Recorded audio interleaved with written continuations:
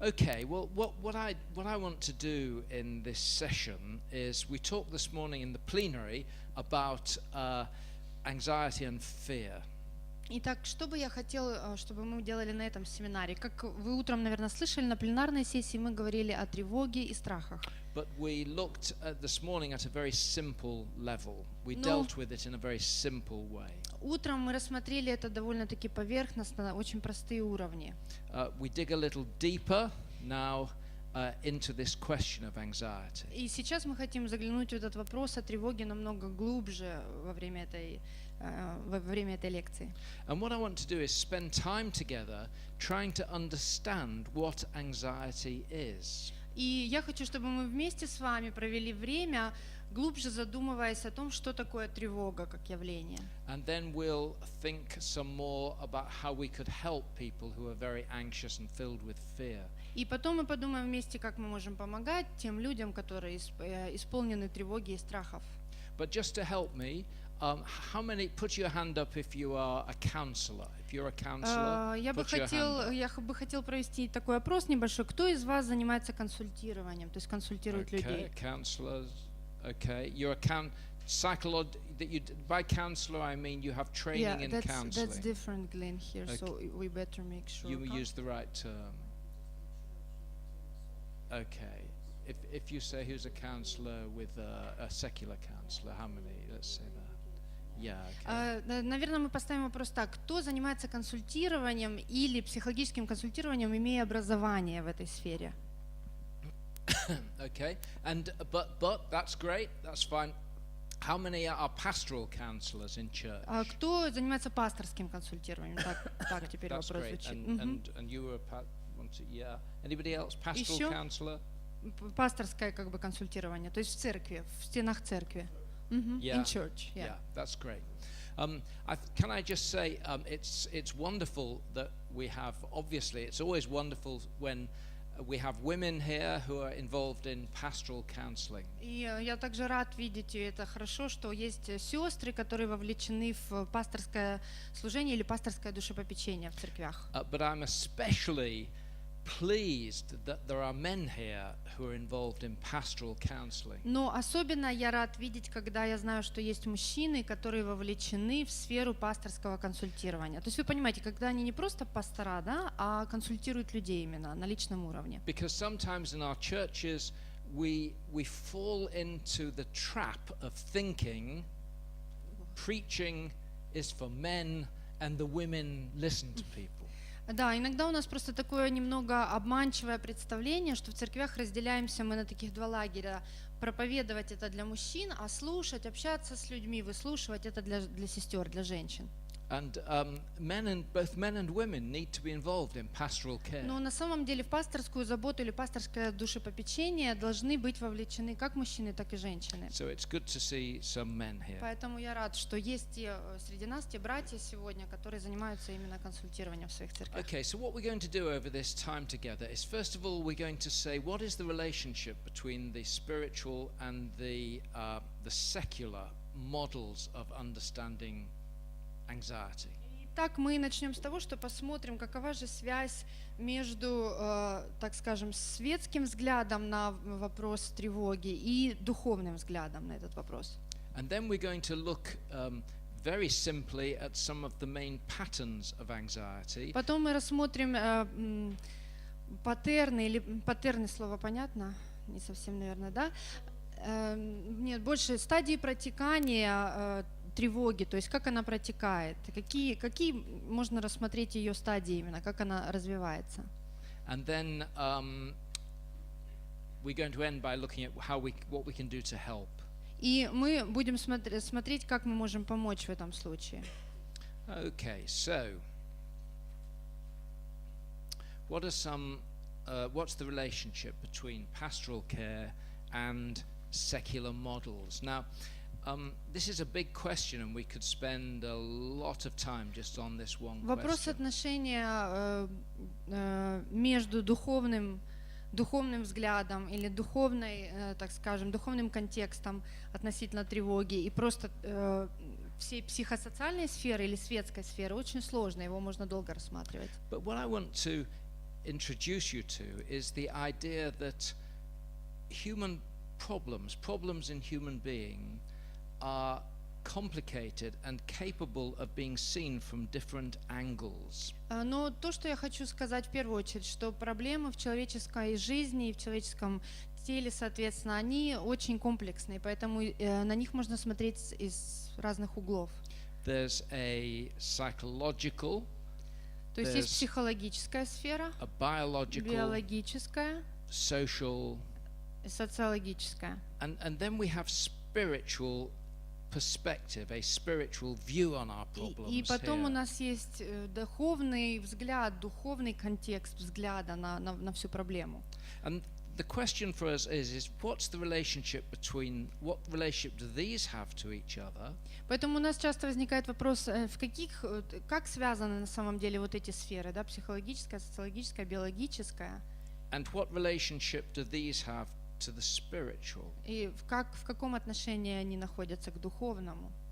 And one of the things that psychiatrists in secular culture have to familiarize themselves with is the fact that even in the secular world you can look at the same problem through different lens. Но психиатры, работающие только в светской сфере, то есть не являющиеся верующими людьми, они признают то, что смотреть на все сферы, все составляющие человека можно из разных углов. So let me illustrate this with an example of somebody who may come to see me in my secular practice. И я в это приведу пример в том, как, допустим, ко мне приходит человек, когда я на своей работе государственной принимаю как обычный психиатр. 65-year-old man who retires from work after a lifetime of being a manager. 65-летний мужчина приходит ко мне вскоре после того, как он покидает свою работу, уходит на пенсию, проработал всю жизнь менеджером. And about 3 months later, we see him again, and now he is very depressed. И через 3 месяца спустя мы с ним встречаемся снова, и на данном этапе он приходит уже в конкретной полной депрессии ко мне. He has lost 2 stone in weight. Has lost 30 kilos in weight. Он снизил в весе до 30 килограмм. He doesn't sleep very well. Он не спит хорошо, то есть режим сна He is very нарушен. slow. У него замедленная такая активность, замедленная, все He притуплено. neglects himself. He doesn't shave. He can't do Он за anything. собой не ухаживает как должно, то есть он не бреется, не особо не следит за внешним видом. Now, when I try to understand that man, I have to look at him in different ways. И чтобы понять действительно, что происходит с этим человеком и его состояние, я должен посмотреть на него с разных сторон. The first question I have is what is his physical condition like? И первое, на что я буду обращать внимание в данном контексте, когда я с ним работаю, это на его физическое состояние.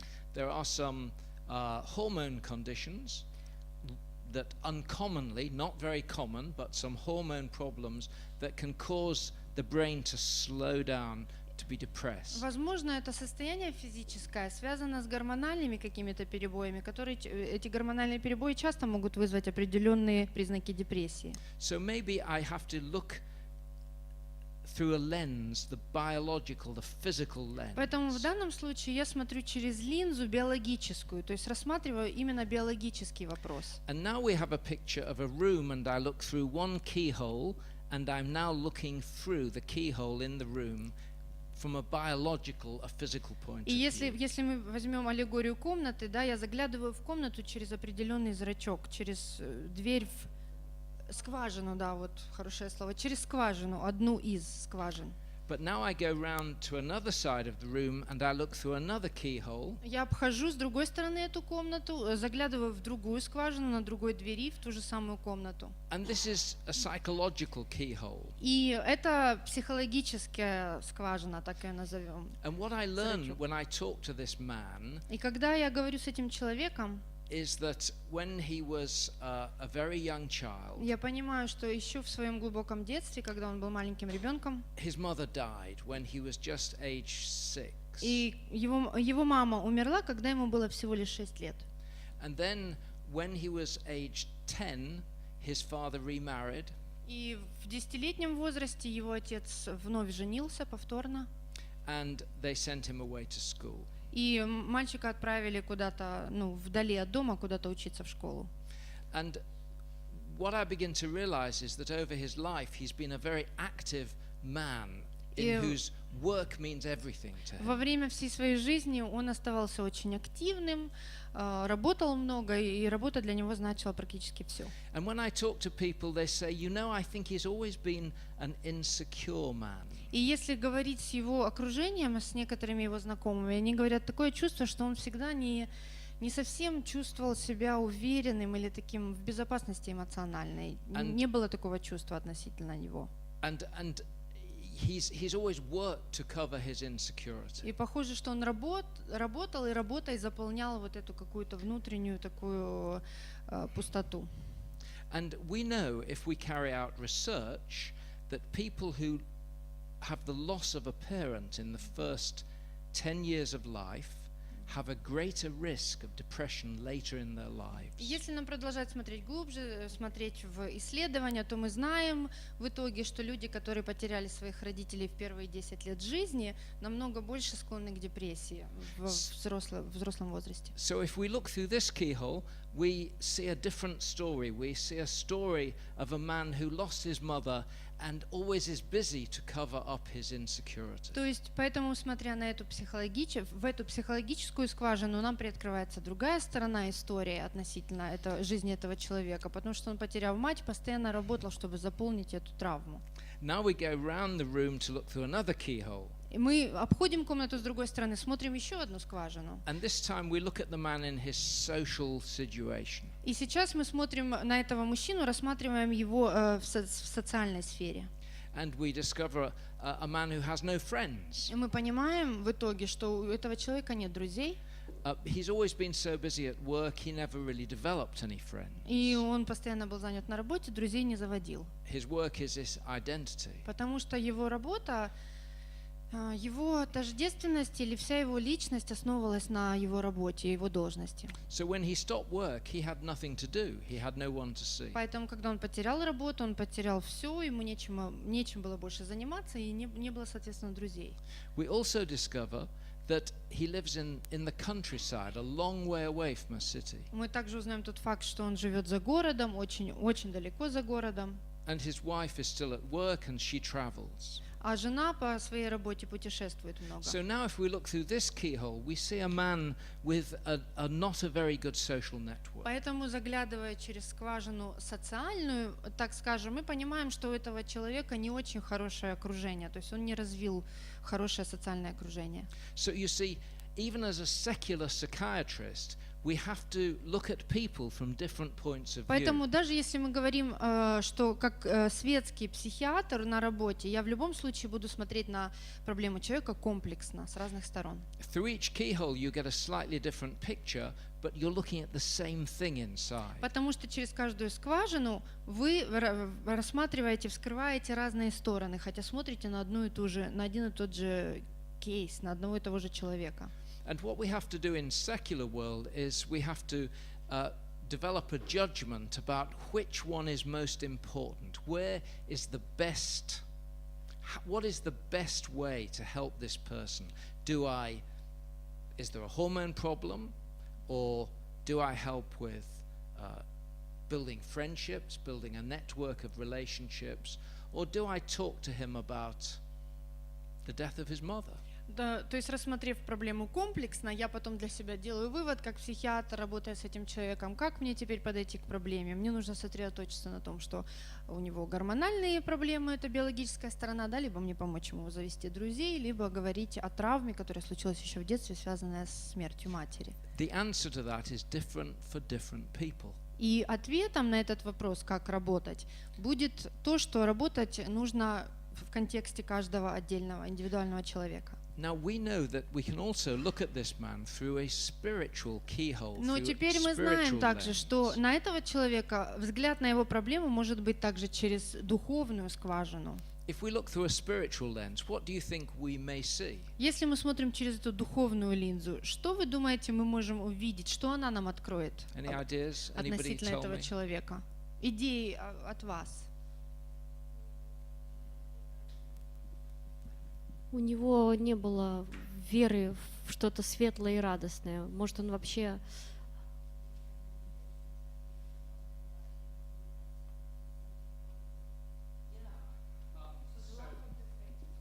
So maybe he has no faith, and now he has no meaning in his life. Ну, Yeah? возможно, не было никогда веры на самом деле, и теперь и значения жизни нету, как бы смысла жизни. Maybe when we talk to him, we discover he is a keen Christian. А вот вдруг мы смотрим через эту духовную линзу и понимаем, что он верный христианин. In fact, if we talk to him, he sometimes even, although he's very busy at work, sometimes he even helps out at church, and you know, he helps put out the chairs and tidy the И chairs. на самом деле он еще даже бывает, несмотря на занятость на работе, задействован как-то в церкви, помогает на каких-то мероприятиях, там расставить стульчики, то есть в принципе является верующим So человеком. what else maybe we find through a spiritual lens? Что еще через эту духовную линзу, смотря через нее, можно вскрыть? Yes, Wilson.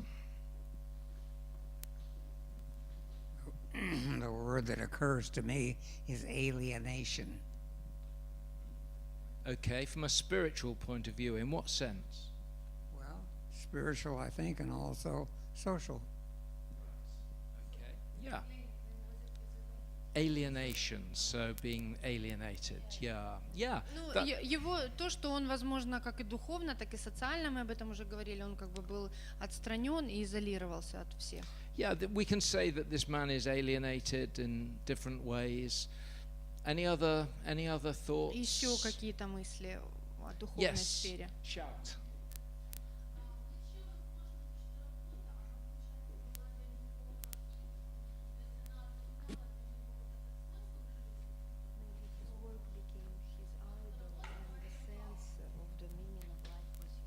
Absolutely. That. So it's a very good suggestion. This Да, that we can. хороший как бы ответ, очень, ну, не то чтобы правильный, но очень подходящий в данном случае.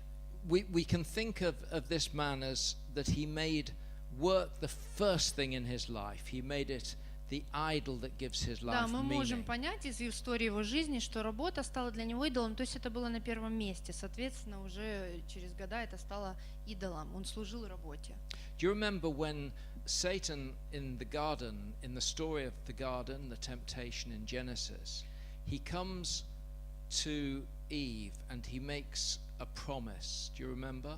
Вы помните, когда сатана искушает в Эдемском саду Адама и Еву, он к Еве подбирается и обещает ей что-то. Что он обещает? And he makes a promise with two things. He says, "You shall not surely die." Он дает два обещания. Он сказал, не умрете. You see, you shall not surely die, you shall live forever. That's what he meant. Но он имел в виду на самом деле глубже, что будете жить вечно. And the other promise he makes is, you shall be as gods. И второе его обещание, вы будете как боги. And idols appeal to, they make the same promises. И идолы нашего сердца, они дают нам такие же самые обещания. Они хотят нам обещать то же самое. Anything that makes us feel godlike. Все, что заставит нас чувствовать себя почти как Богом, Anything that makes us feel in control. все, что даст нам чувствовать вот этот полноценный контроль, Just the feeling that you will live forever. просто вот это чувство, что я буду жить вечно. Even an iPhone can give you a sense of control over the world that can have like an idol-like pull on the heart. Даже из айфона можно сделать идола, который дает вам это чувство уверенности и контроля, да, над другими людьми. If we speak at a seminar like this, you listen, I speak. This can give me a sense of control, but godlikeness.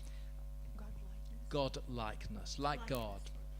И даже в таких простых вещах, как на семинаре, когда вы слушатели, а я спикер, и я понимаю, что я доношу вам какую-то тему, это мне может давать чувство уверенности и контроля настолько, что я чувствую, что я управляю ситуацией, управляю вами. So, you know, that's an interesting model, an interesting way of thinking about his depression, that behind it, if we look underneath, we see a heart that made a god of his work. Поэтому на самом деле этот комплексный взгляд вот через также духовную линзу дает нам большую картину для понимания относительно депрессии в жизни этого человека. И мы понимаем, что идолом его сердца стала работа. So, which model will we choose for this man? Итак, теперь внимание, вопрос. Какую модель мы изберем для работы с этим человеком? Which model? Both. What? Обе. All of them. You want everything, huh? Ну, вы под обе вы понимаете оба квадратика, да, чтобы было понятно? Anybody say anything different? Any other models? Anyone would choose one of them? Кто-то бы выбрал еще вообще какие-то, может быть, предложения, кто-то, может быть, выберет всего одну для работы с этим человеком. You see, I think that's very good. We're ready to use all of them. Ну, я согласна, на самом деле, это хорошо, что мы готовы использовать, ну, комплексно подходить к вопросу. And as we talk to somebody, we draw on our wisdom, and one of them becomes, it seems one of them is the most appropriate one to use with this person. И когда мы говорим с человеком и делаем вот обзор его проблемы, мы на самом деле используем все взгляды, но понимаем, да, используя мудрость, понимаем, что какой-то один подход более применим в данном случае.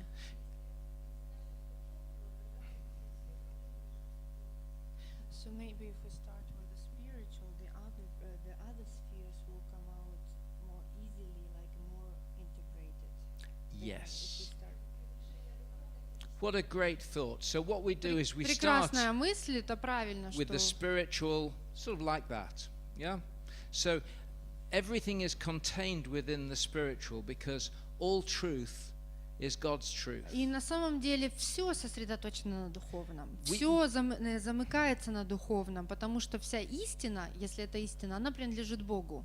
We don't need to be. I'll call for questions in a minute. I'll come back. I've got one. Мы вернемся еще к поднятым рукам. We don't need to be frightened because somebody in the secular world discovered it. И нам не нужно бояться того, что какой-то из этих взглядов кто-то открыл в светском мире. То есть понимаете, да, что это, мол, ну, слишком светское. You know, you don't have to be a Christian to study the brain. И не обязательно быть верующим, чтобы изучать, как работает мозг. You don't have to be a Christian to see that the mind often follows certain laws or certain patterns. И не всегда обязательно верующий человек понимает или изучает то, как мозг идет за какими-то паттернами поведения, моделями поведения, и это именно потому, что он так функционирует. And so we can use insights from the secular world because if they're good, they're God's. И на самом деле мы можем использовать эти инсайты, открытия в светской науке, да, в светском мире, потому что мы понимаем, если они подтверждают, как функционирует человек, это Божье, потому что это истина. То есть это природа, которая создана But Богом. what we mustn't do is completely buy into or sell out to any one model and accept its underlying presuppositions or worldview. Но что нам не стоит делать, это окончательно останавливаться на одной из этих светских моделей и делать и базировать свой вывод на этих моделях. For example, Freud taught us some interesting things. Например, тот же Фройд, он многому интересному нас может научить. He taught Ну, Фройд это просто правильно, извините, Sigmund у меня... Freud. Да, на самом деле Фройд, правильно, он немец, но Фрейд мы привыкли говорить, да. He taught us, he discovered the unconscious. Он он изучал, и он открыл подсознание. And there are there's lots of psychological evidence to show that much of what we do results from thinking that goes on beneath the surface. И все больше и больше в психологии исследований, которые подтверждают, что все, что часто мы думаем или выбираем делать, оно на самом деле базируется на том, что не является сознательным. Это не факты, не сознание работает в данном случае. Now, when we see that, we don't need to say, Sigmund Freud, he was an atheist, so I will not listen. И неправильная позиция, когда мы это понимаем, этот факт понимаем, что именно так работает мозг человека, и мы говорим, ну нет, Фройд который был атеистом, он был атеистом, значит, мы вообще его не слушаем, не признаем вот эти факты, там, которые он изучал. But what I can do is test his insight against the general worldview of the Bible. И все, что я могу сделать, это пропускать тоже открытие Фрейда относительно библейского, то есть пропускать как через библейское сито, да, эти открытия. Does the Bible say there's no subconscious? Можно ли найти подтверждение тому в Библии, что нет никакого подсознания? Как вы думаете? No, it doesn't say there's no subconscious. Мы не находим такого In в fact, in Библии. Proverbs it says, Yeah, the sorry? heart of the human heart is a Deep deep water. waters. We said that tonight. Yeah, the Да. human heart is deep waters. You know, Человеческие, да, глубокие воды. Мы вчера об этом цитировали это место. the heart is deceitful above all things. Сердце человеческое лукаво, да, и крайне испорчено.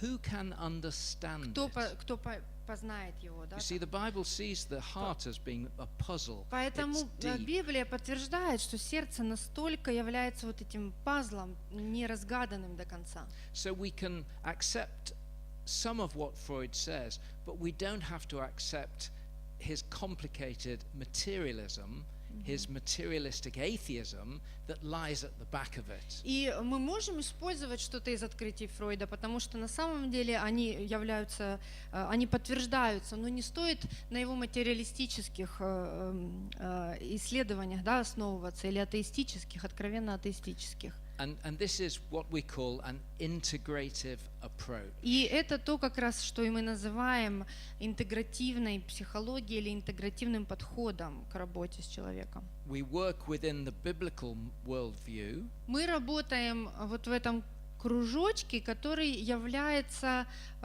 библейским мировоззрением. but we accept the biological, sociological and psychological perspectives. Но мы принимаем взгляды с психологической, социологической, биологических сторон. And I just want to finish this section by returning to our depressed man. И я хочу вернуться вот к нашему мужчине, у которого депрессия. And remind you that you have to use clinical wisdom. И я должен вам сказать, что нужно использовать клиническую, если так можно сказать, клиническую мудрость. For example, if you go on a counseling course and they teach you about idols of the heart, Если вы пойдете учиться на консультанта, допустим, у вас будет преподавание, будет тема об идолах сердца. there is a danger that because you learn this, you think it's the same model for everybody. И есть, естественно, опасность, что после того, как вы хорошо эту тему пройдете, отучитесь, вы потом будете эту модель и только эту модель применять к каждому случаю. We have a saying in English, one size fits everybody. Ну, как бы всех под одну гребенку, да, по-русски это будет. But we may find when we start to tell this man about the idols in his heart, Но мы можем начать с того, что поговорить с человеком, расспросить об идолах его сердца или как-то вскрыть это. we may discover he has a hormone problem. Но мы потом поймем, возможно, что у него и гормональные сбои в организме какие-то. Or indeed, we may discover that he is so depressed now И мы также можем дойти до того, что понять, что депрессия настолько сильная. he has become ill with his sadness. Ill with his sadness. He То is есть, so sad, he is ill. что он настолько в эту депрессию впал, что он уже просто болен своей горечью, вот этой печалью. So you tell him he's depressed because of his idol worship. И вы ему можете сказать, что он в депрессии, потому что у него есть идол в его жизни. And his thought is so slow, he is so ready to hate himself. И его мысли настолько замедлены, он готов себя возненавидеть. That you make him more depressed. То есть вы этим выводом или вашим диагнозом можете его еще больше в депрессию загнать. Because very often the timing of your reflection, of your insight, is the most important thing. Потому что на самом деле часто в консультировании время, которое вы даете на работу и вскрытие проблемы, глубокое вскрытие, это самое важное зачастую. So we need to integrate our models, as we've said, Поэтому нам нужно интегрировать эти модели, которые мы перечислили. but also we have to integrate what we learn into our experience and use clinical wisdom. И нам нужно также интегрировать это постоянно в наш опыт, да, и использовать вот эту мудрость клиническую, это, наверное, больше как распознание даже, можно сказать, распознавать, что к Okay, чему применить. do you want to challenge that or to give me some advice Можете or мне question? что-то еще добавить, сказать, вопросы, комментарии?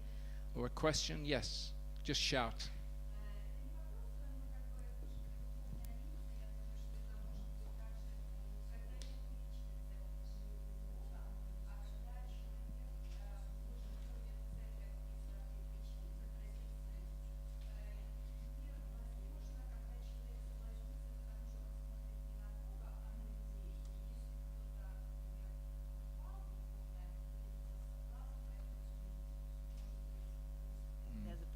Good.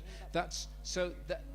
So the thing is, there's another kind of spiritual problem, На камеру. and that is that this man, he goes through the mechanics of religion, but he doesn't really have a deep personal relationship with God. Хороший комментарий. Комментарий был о том, что к духовной сфере или к духовной линзе, через которую мы смотрим, можно отнести то, что у человека нет личных взаимоотношений с Богом, а больше механическое, такое религиозное, последовательное там хождение в церковь и так далее. And that's quite possible that he needs to learn how loved he is by God И and to have a heart relationship скорее with God. всего ему нужно испытать на практике, что такое, что он любим Богом, действительно любим Богом, и у него могут с ним быть живые взаимоотношения. But it's also possible Также возможно, that he loves God что он любит Бога, and he gets depressed. но он все еще впадает в Because депрессию. I know very many people who get depressed, but they know God in this way. Но и при этом у них есть личные взаимоотношения с Богом на их уровне, да, но они сталкиваются с депрессией. But maybe this is important for him. Но Yeah. в его случае, возможно, There's это one как there раз and then one тот here. духовный One there вопрос first. через. Yes.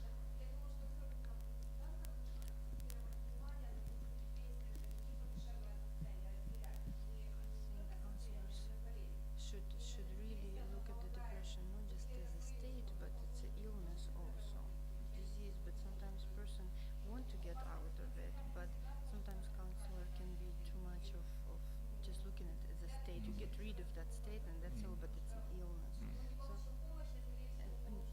And maybe he didn't get enough help, but got damaged. And unfortunately, in the churches, you are wrong. If you go to see psychiatrist, you get condemned, and it's a spiritual weakness. So, unfortunately, pastors, this is my opinion. That Yeah. pastors are not ready to work. That's Sorry, right. I have to repeat what she said to the camera. No. No? No.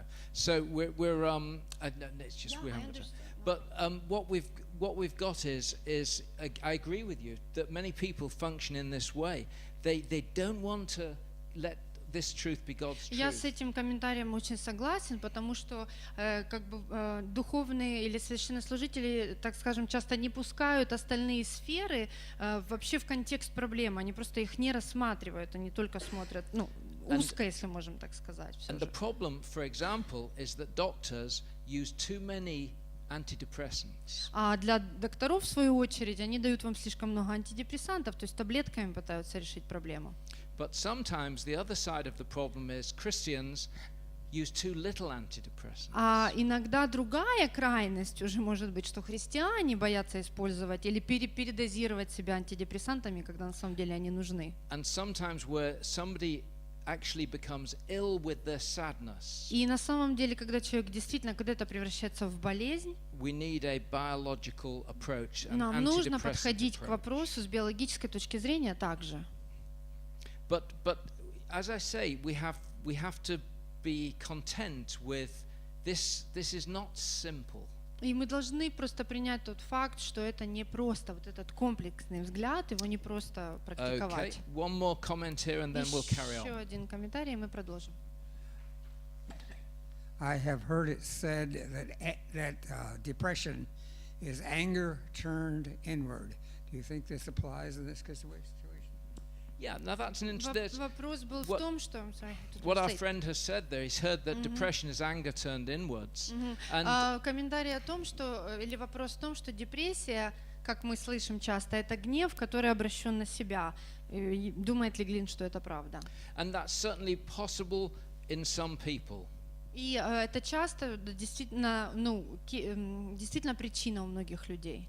I think that model is sometimes overused. Но мне кажется, это объяснение депрессии часто, слишком часто, как сказать, да, короче, его слишком часто используют, это объяснение. The problem I have is all I have to offer you is complexity. Потому что на самом деле, все, что я вам могу предложить, это вот эта комплексность или даже сложность подхода к вопросу. What I would like to do is to tell you it's all simple, everything is caused by one thing. Да, я бы хотел бы, чтобы я мог вам сказать, депрессию вызывает вот это, или все вызывает вот это, то есть показать на что-то одно, указать. I charge you $100 Я с вас возьму $100, and then I give you the certificate, я вам дам сертификат, and now we are counselors. и все мы you know. теперь консультанты.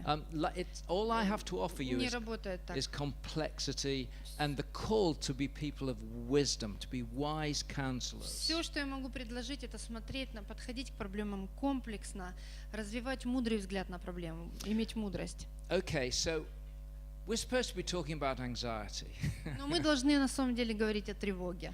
but that's an important background Но to это the важный контекст, relationship between который spiritual. нужно описать, как подходить к вопросу. Depression that we talked about is a sense of hopelessness and loss. It's all about I've lost everything. Депрессия – это состояние, которое можно описать полная безнадежность и полная потерянность или полный провал. То есть я все потеряла, нет смысла двигаться дальше. Anxiety is all about threat. А тревога, она связана с конкретной угрозой. Мне что-то или кто-то угрожает. It's the threat that I may lose. И эта угроза, вот эту угрозу могу потерять. Depression, I lost. А депрессия – это я уже все потерял, то есть всё в проигрыше. I may lose. А тревога – это я, возможно, что-то потеряю, или там угроза в том, что на меня нападут и так далее. And so you see they're very different states of mind. Это разное состояние мозга, разная установка мозга.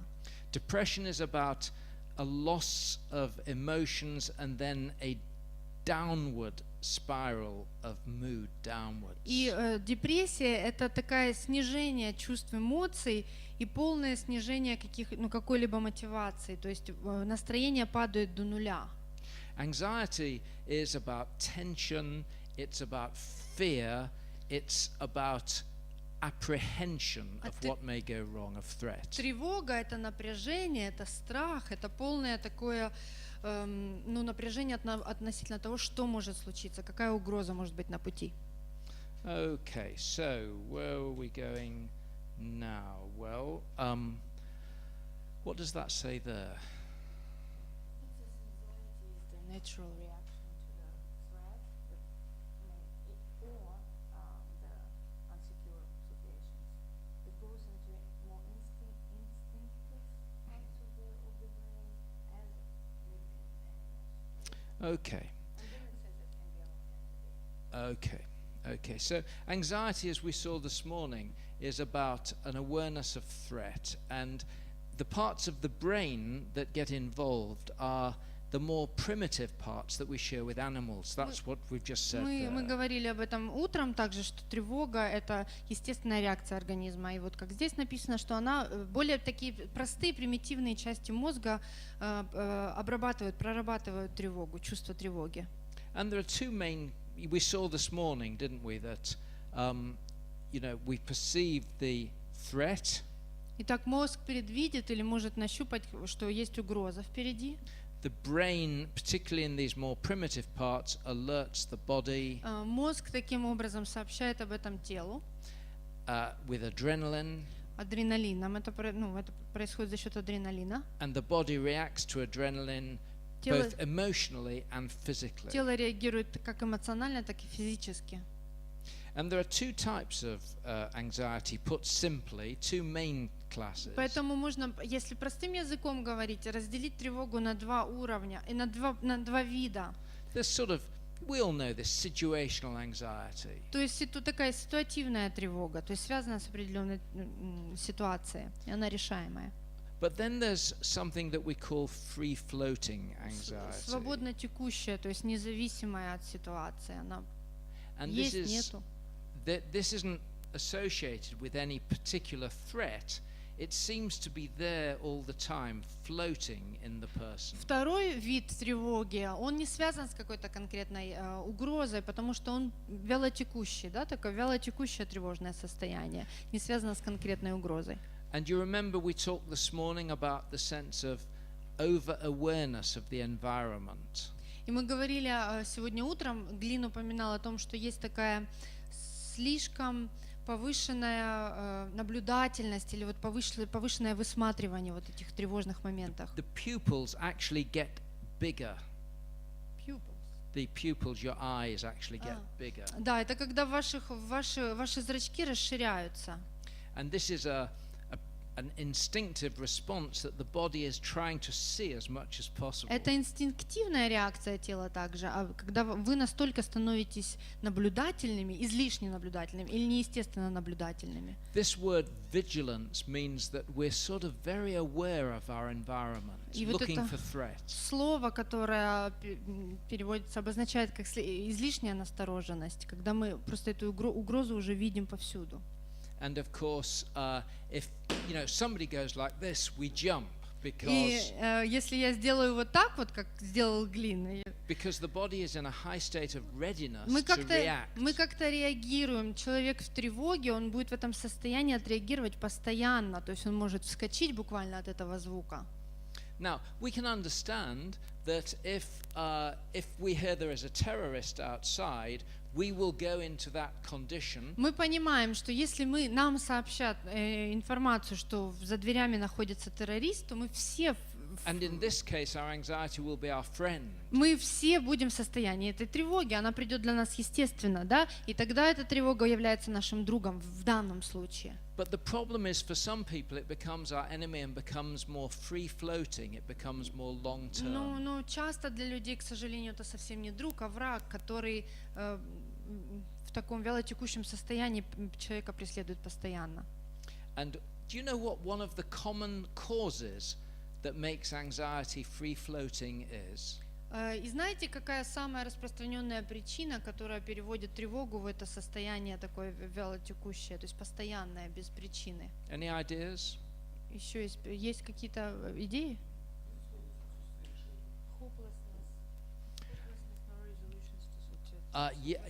Because what you mean is the stress continues. The stress doesn't go away. Стресс постоянно So I продолжается, begin стресс to не feel- уходит, соответственно, приходит безнадежность. Yep, that's one possibility. There are several. What other Ну и еще possibilities? какие? Yeah.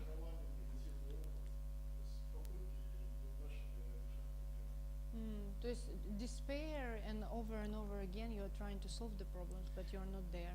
Yeah, the trouble is, if you go over and over, anxiety is maybe a problem. More often, you begin to get depressed. Да, ну в таком случае, когда это полное отчаяние, это уже депрессия, переходит в депрессию. You know, because you keep trying, nothing Потому что вы постоянно happens. пытаетесь, и ничего не меняется.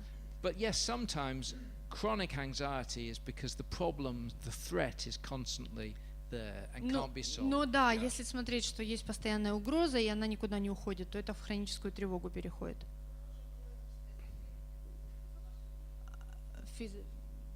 Biological state. А вы под этим что понимаете? Ну, как бы...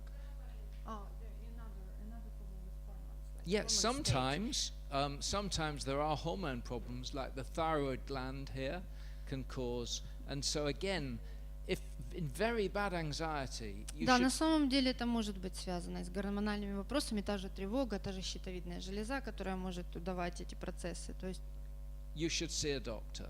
нужно тогда идти к врачу. But most cases of anxiety are not due to hormones. Но на самом деле именно в тревоге, относительно тревоги, часто не связано. Редко бывают биологические But причины. some may be. Ну, возможно, бывают. Another cause of anxiety, I'm looking for causes that make anxiety free-floating. Итак, мы смотрим на причины, которые выводят тревогу was в that уровень your- вялотекущей постоянной тревоги без Yes. определенной угрозы.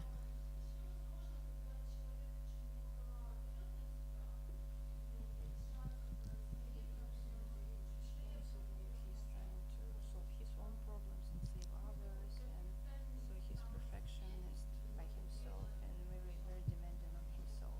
Yeah. That wants him out, and that gives him, floating anxiety all the time. Yes. Perfectionism Перфекционизм is a big problem, especially for many Christians. – это большая проблема, особенно для христиан. And perfectionism it's about wanting more control of a fallen world than we can have. На самом деле перфекционизм – это когда мы требуем больше контроля над падшим миром, а у нас этого контроля мы не можем его иметь на самом деле.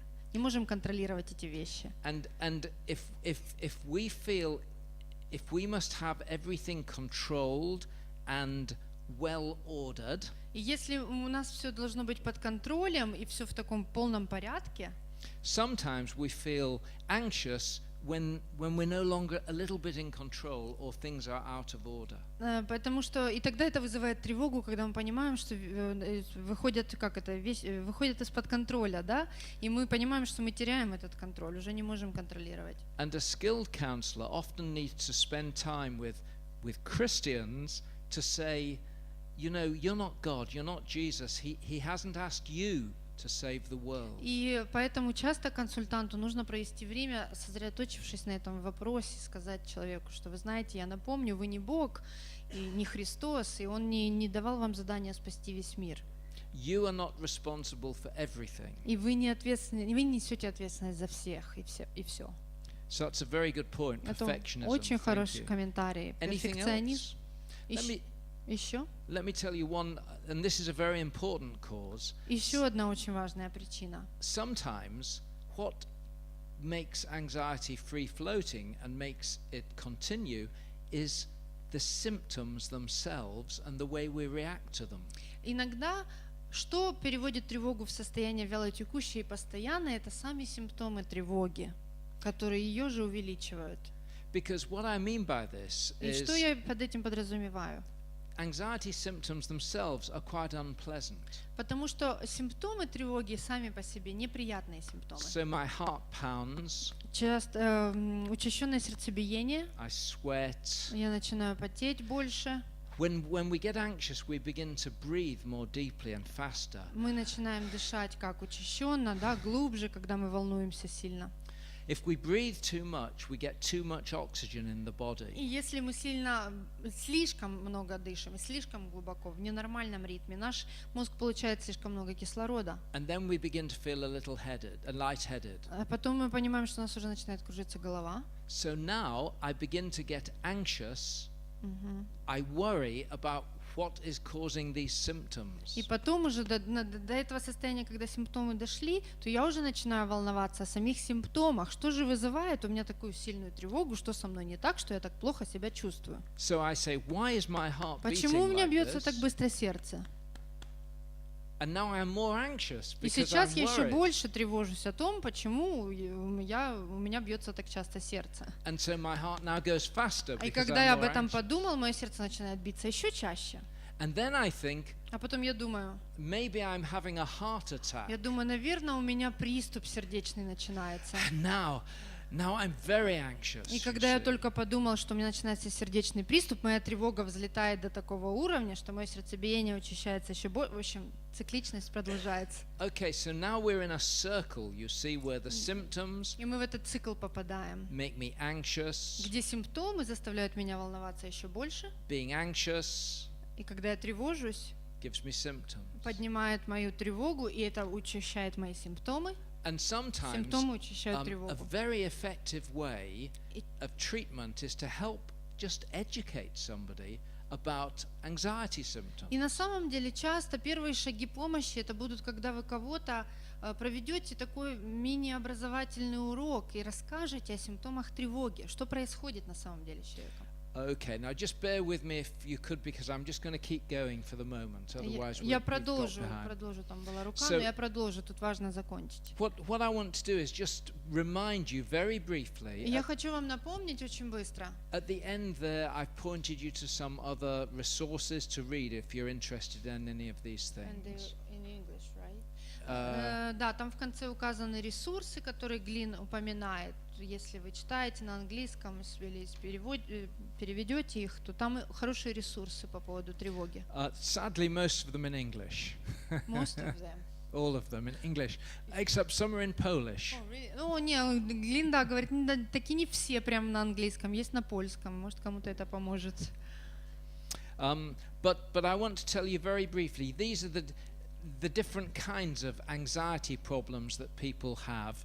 We've just talked about Разные виды тревоги, которые люди могут испытывать.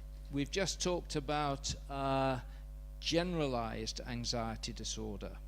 Мы перечисляли, он рассказывал сейчас как раз об общем тревожном расстройстве, как это правильно называется. And at any one time, 1 in 20 people have this. И на самом деле 1 из 25 людей, находясь в комнате, будет испытывать это расстройство по статистике.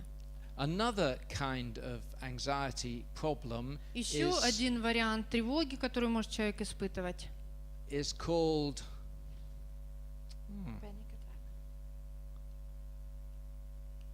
panic disorder. Да, то есть это паническое расстройство. And this affects 1% of people. И по статистике 1% взрослых страдает от панических атак.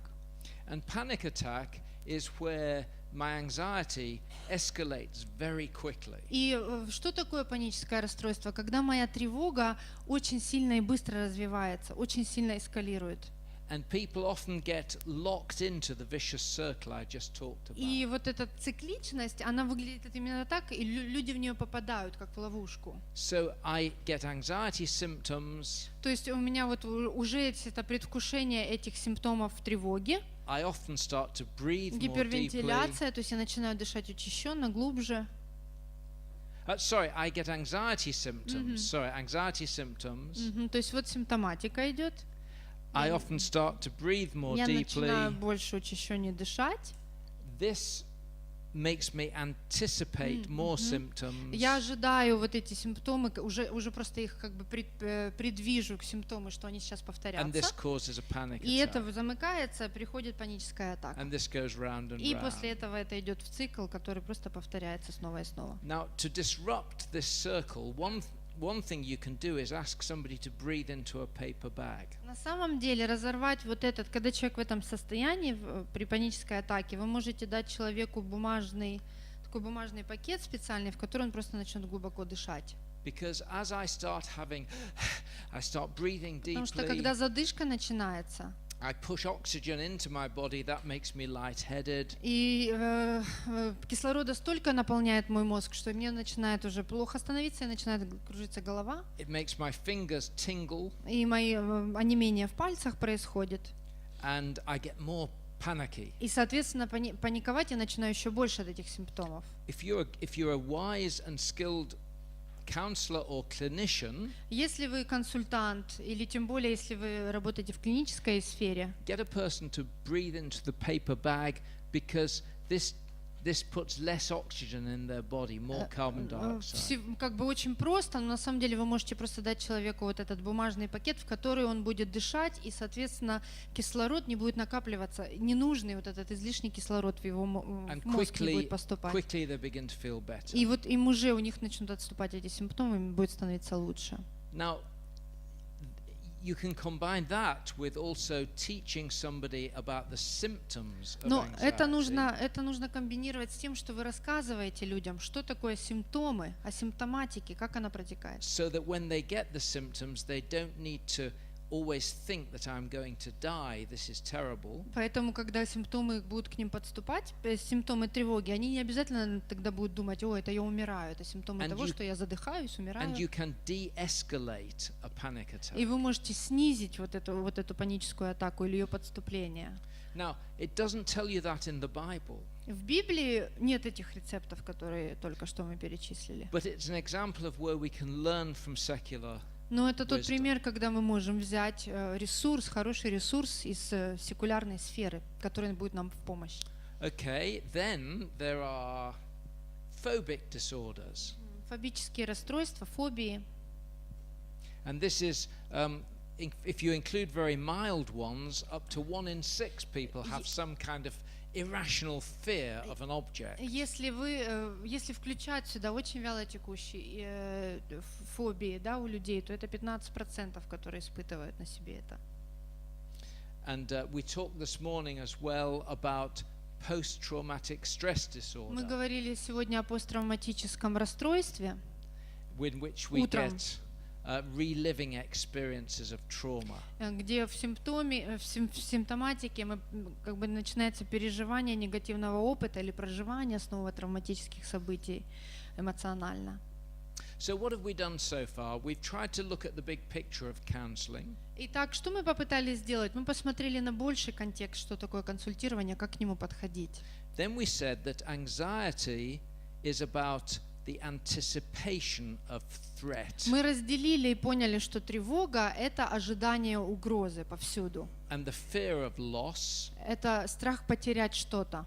Depression is about the acceptance of loss. That loss has Депрессия — это happened. когда мы уже приняли состояние того, что мы все проиграли, все потеряно, полная безысходность. And then we looked at some of the common anxiety disorders. Мы посмотрели на такие общие расстройства тревожные. Generalized anxiety, Это общее тревожное расстройство, phobic disorders, фобии, panic attacks, panic attacks, панические атаки PTSD. и посттравматическое расстройство. And we can see how anxiety affects different people in different ways. И мы можем таким образом увидеть, как на самом деле тревожное состояние могут на людей влиять в разных ситуациях, в разных контекстах, So в разных степенях.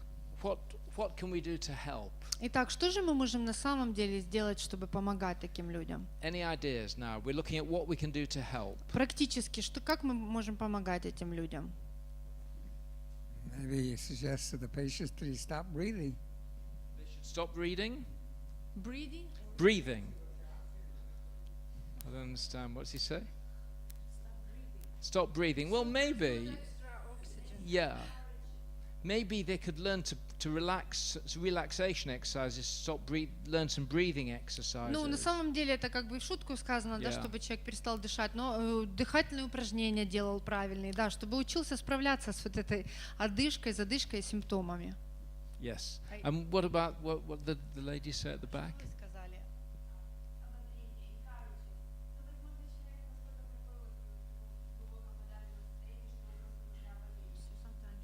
Sometimes he needs to be encouraged. Need to be Maybe he just encouraged. slow down and he just needs encouragement. Yeah, need Like, encouraged sometimes to face the fear, can overcome it, because the fear grows when we avoid the thing that we fear and be encouraged Да, to face. возможно, даже помочь ему столкнуться с этим страхом, который иллюзорный, да, чтобы увидеть его, столкнуться с ним и справиться с ним. Yeah. Если депрессия рассматривать как глубокое разочарование, все потеряно, то возврат человека к вере и надежда. Надежда на то, что не все потеряно. Есть выход. if we look at the depression as everything is lost and full despair, bring the person back to that. There is hope, there is faith, so not everything is lost. Right. Bring him to that. So we seek to encourage somebody. То Yeah. есть, да, опять-таки вот это ободрение, да, глубокое, что не все That's great. потеряно. Yeah, thank you. Спасибо. Yes. Shout. First of all, Given person acceptance and love, and as we say, if it didn't help, give him love. So Right. Yes. What we want to do, where are we now? I don't quite understand. Is that assessment? Yeah? Okay. the first thing to do is listen to the person, hear their story. Нужно выслушать человека, да, это совсем первое. Выслушать и понять его историю. Let them talk and let them experience your acceptance И of да, them. дайте им пережить ваше принятие, как вот сказали, что вы принимаете их целиком, они приняты. And a skilled counselor encourages self-acceptance. И опытный консультант, он прежде всего понял, что такое принятие себя.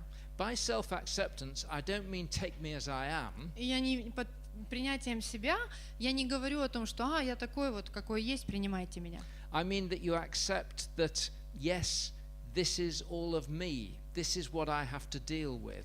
I am feeling like this. Нужно понимать, что принятие себя — это принятие всех своих сторон, светлых и не очень светлых, когда мы говорим, я такой, я принят таким, я еще борюсь с определенными вещами в Because for своей many жизни. Christians, the shame leads them to deny their symptoms, to deny what they're experiencing. Потому что часто христиане из-за чувства стыда очень глубокого, они просто избегают вообще этой темы, того, что есть какие-то, блокируют их, абсолютно вытесняют, что есть какие-то недостатки. Remember Psalm 103, God is compassionate. He knows that we are dust, and we need to accept that for ourselves. We are dust, we all struggle, and a good counselor accepts and helps the person accept themselves. То есть консультант как себя принимает, так и принимает другого, и как сказано в Библии, Бог сострадает нам, даже понимая, что мы просто прах, но Он знает нас и сострадает нам, принимает. And the next question is, what's the critical point of intervention here? И следующий вопрос, вот консультируя такого человека, вы задаетесь вопросом, в каком критическом моменте вы можете действительно вмешаться с помощью. This comes much later after we've done listening. Это уже позже, намного позже происходит, после того, как вы выслушали историю человека. But when we ask what's the critical point of intervention, maybe we actually just need to deal with the presenting symptoms. И, возможно, когда мы говорим, в какой момент нам нужно прийти с конкретной помощью, возможно, это нужно разобраться с вот этими симптомами тревоги и сфокусировать наше внимание на этом. And by presenting symptoms, I mean that somebody, for example, the example I gave, that the symptoms themselves are causing them to be anxious, and that's making more symptoms. In other words, do we need to deal with the vicious circle? И как я приводил пример, что люди, рассказывая свои симптомы, вы понимаете, настолько на них застряли, что эти именно симптомы, непонимание этих симптомов приводит еще в большую проблему, еще к большей тревоге, и нужно это объяснить. And sometimes that's education. И это, как в нашем языке в психологии называется психоэдукация, то есть провести определенный образовательный момент на And консультировании. helping a person to control their thoughts more easily. Чтобы человек знал, что он может управлять своими мыслями и контролировать их больше. You know, instead of I am having a heart attack, I am losing control. Вместо вот этих панических фраз «у меня сейчас остановится сердце, я теряю контроль над своим состоянием», You can teach somebody to say, I am beginning to understand what these symptoms mean. It's because I have too much adrenaline. вы на самом деле можете помочь понять такие простые вещи, что эти симптомы эскалируются или увеличиваются просто от того, что у меня слишком много адреналина выделяется, и я чувствую себя еще более And so some тревожным. people can just be managed because what made them anxious in the first place actually went away a long time ago. Потому что и на самом деле можно остановиться на этом, когда вы объяснили, как замыкается этот цикл, что происходит, и человек начинает управлять этими симптомами и своим поведением, понимает, что угрозы уже как таковой нет, которая вызывает тревогу. But that's for some people. At other times we have to go deeper. Но часто нам нужно найти глубже, вот там написано вопросы, лежащие в основе проблемы, то есть нужно заглянуть глубже. We have to go deeper into the heart. Нам нужно заглядывать в сердце.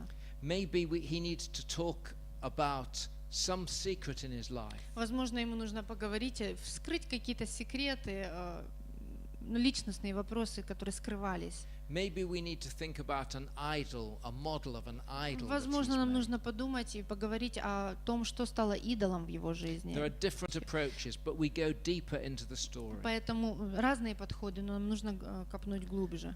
Now, in the secular world, if somebody sees a secular counselor, in these kind of circumstances, they would use a cognitive behavioral approach. И если вы пойдете к психиатру в светскую, допустим, клинику, да, то это будет обычно подход когнитивно-поведенческой терапии. Он будет работать именно с этим методом.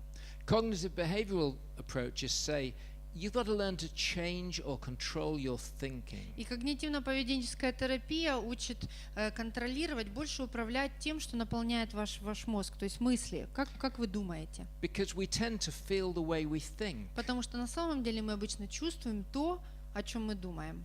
And some people who are anxious, we may discover, for example, that they think, I am here to be responsible for everybody else. И мы можем, копнув чуть глубже, мы можем понять, что человек, который тревожится постоянно, находясь в каком-то обществе, он думает, что я вот тревожусь, потому что он понимает, что он думает, что он несет ответственность за всех And остальных. if you think that, you're going to get anxious because you cannot be responsible. И если, for конечно, everybody. ваши мысли наполняют вас таким образом, то вы не можете понимать, мы понимаем, что вы не можете нести ответственность за всех, но тревога у вас будет постоянно. So you've got to learn to change the way you think. Поэтому нужно менять те паттерны, о которых мы думаем, те модели. And that's what a cognitive therapist does. They look at thinking patterns. И как когнитивно-поведенческий терапевт как раз этим занимается, скорее всего, говорит о мыслях. Other counselors, they go more back into the family history to talk about deeper relationships. Часто другие консультанты будут говорить больше, смотреть в семью, что происходило в семье, какие были отношения и так далее. Okay, now I'm going to finish by saying, what can a pastor do? Let's say you're a pastor and you say, well, I'm not trained in cognitive therapy. Я уже заканчиваю, но я закончу на вопросе. Что будет делать пастор в таком случае? Как он будет действительно работать, подходить к проблеме? Вы скажете, я не пастор, который изучал когнитивно-поведенческую терапию. But how can I work in a way that helps this person? Но как я могу работать так, чтобы это была эффективная помощь для человека? We've said before about listening and giving voice to a person. Мы говорили о том, что нужно выслушать и дать право голоса человеку, пусть полностью высказаться. Accepting the person. Принять человека таким, какой он есть. Giving advice. Возможно, дать какой-то совет, направление. Here's some advice that you can give almost anybody and it will be helpful. Here are 3 things you can tell somebody and almost always it will be helpful. Not every time, but almost always it will be helpful. Более-менее универсальные 3 пункта сейчас Глинн перечислит, которые чаще всего помогут в данной ситуации. Are you taking regular exercise? На самом деле сосредоточить внимание на том, занимается ли человек физически, то есть следит ли он за своим физическим состоянием. Exercise is important. Потому что заниматься физически очень важно. For depression and anxiety. Особенно в состоянии тревоги и депрессии. Second, Второе. do you need to see somebody more professional? Нужно ли вам обратиться, вы понимаете, что состояние ваше вынуждает вас обратиться к профессионалу. Anna is a cognitive therapist. Анна, например, когнитивно-поведенческий терапевт. She is trained in cognitive therapy. Она обучалась когнитивно-поведенческой терапии. So personally, if I were getting very anxious, I would be happy to see Anna. И если я буду понимать, что у меня сильное тревожное состояние, я выберу такого терапевта, я пойду к Анне, например. An effective pastor, he doesn't feel threatened by a counselor. Эффективный пастор, мудрый пастор, он не будет чувствовать в том угрозу, что он кого-то направляет к профессионалу. He doesn't say, "Oh, she's taking my job. Now I don't have anything left." Мудрый пастор не скажет: "О, она забрала там у меня мою работу или мою функцию, и я не могу этого делать, не могу отправлять своих прихожан к профессионалу". Okay, so the effective pastor gives advice about seeking professional help where necessary. Obviously, everybody doesn't need professional help. Поэтому мудрый пастор, он на самом деле, если будет чувствовать, что нужна профессиональная помощь, направит человека получить профессиональную помощь. Это не всегда необходимо, не всегда это обязательно. Particularly in anxiety, mild anxiety states, these things, they go away, they work themselves out. Вялотекущие состояния, такие сниженная тревожность, она, возможно, уйдет со временем. The other simple thing you can give advice about is distraction. distraction. Can you Distraction explain, means Да, но это на самом деле надо, чтобы он объяснил. distraction means that I take my mind off something by doing something Ну, else. в принципе, так и есть отвлечение, потому что я не была уверена, пока он не объяснил. Отвлечение, то есть переключение внимания. Когда человек меняет свою деятельность или сконцентрирован сознательно на чем-то другом. So, has anybody here woken at 4 o'clock in the morning and you start to worry? Были ли у вас, у кого-то здесь случаи, когда вы просыпались в 4-5 утра и начинали волноваться о чем-то? Okay, and by 4 o'clock your problems are this big. И к 4 утра, как только вы проснулись, у вас проблемок вот столько. By 4:15 they are this big. А к 4:15 их уже значительно The больше. early morning is the loneliest place in the world. И вот это раннее утро — это самое одинокое место вообще, самый одинокий статус. If you're married, they're asleep. Да, если вы в браке, то ваш супруг, наверное, или супруга спят себе, It's quiet. тихо. The early morning can be a place of darkness, oppression. И на самом деле вот это раннее утро, оно может быть таким временем тягостным очень A для вас. place where evil, the devil, can gain a foothold. Это хорошее время, хорошее место, когда сатана может подбираться к вам с By разными мыслями. 4:30 it's this big. Потому что к 4:30 ваши проблемы накопились, в голове, естественно, да, настолько уже, что они выросли до такого предела. You young guys here, you're okay. You sleep through. You sleep for Belarus. You sleep for Ukraine. Вы тут, ребята, вы хорошо спите, правда? Спите без проблем за всех нас в Беларуси, Yeah. в Украине.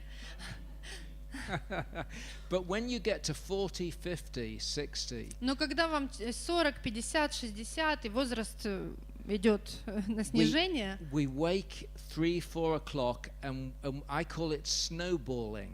я называю это состояние как снежный ком.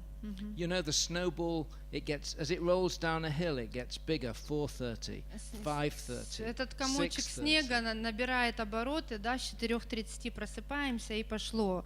Комок набирает таких оборотов и таких масштабов. So what can you do? Distraction.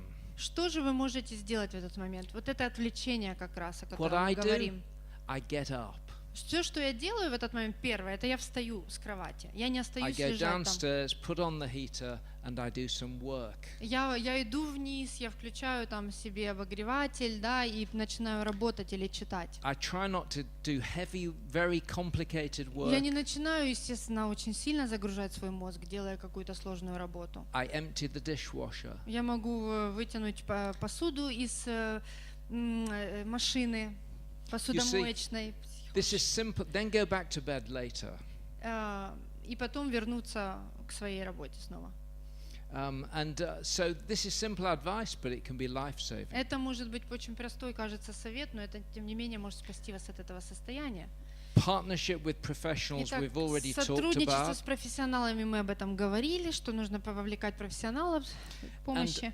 Pastoral wisdom, because sometimes the professional will help, say, with hormones.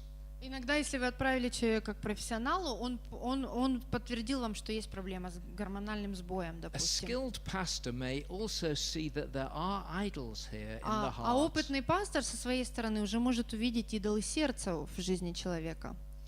There are fears that I need to face and pray about, and experience God's support. Есть те страхи, которые я испытываю, страхи в моей жизни, которые мне нужно промолить, испытать Божью поддержку, испытать Божье принятие. And God's perspective. И посмотреть на это Божьими глазами. So, we say, the skilled pastor would say, what are you fearing deep down? И поэтому опытный пастор рассматривает с духовной стороны, он скажет, чего вы боитесь, какие ваши самые глубинные страхи. Are we fearing loss of income? Have we made an idol of that? Вы боитесь потерять работу, да, это стало уже для вас идолом, то есть или прибыль.